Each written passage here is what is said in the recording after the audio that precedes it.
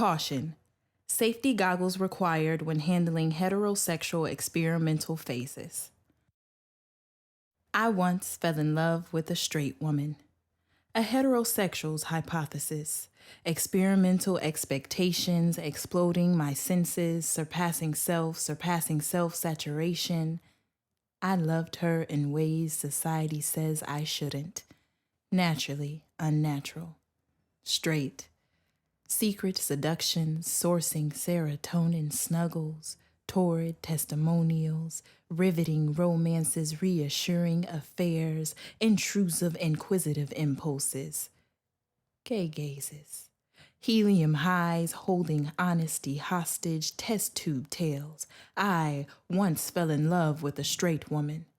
Her hips told stories of undeserving boys playing healer, playing doctor, causing chemical catastrophes. Her chest chanted chimes of concrete men conquering her within. Christening eyes catalyzing chaos within me. Heated exhales entrapping everlasting hope.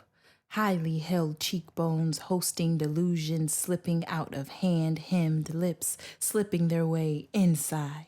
Beckoning beyond all sense of consequence. I be baking soda, she be vinegar. We quiet and explosive and controlled and messy and fearful and unflinching all at the same time. Beaker breaking erupting reactions like enzyme. Her hands trailed my being like wild horses on a spring Wyoming plain.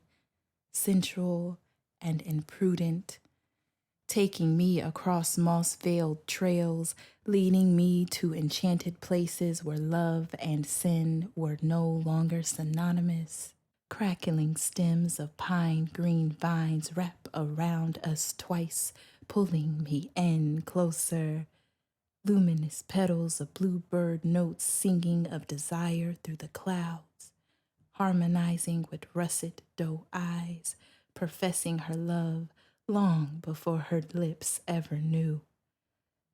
That night, fear escaped my body like steam fleeing heated arms on a crisp day, and returned when winter whispered that all of our enchanted trail runs was just a trial run, and returned again in the spring when the caterpillars I placed in her belly underwent a metamorphosis of sexual realization and flew away.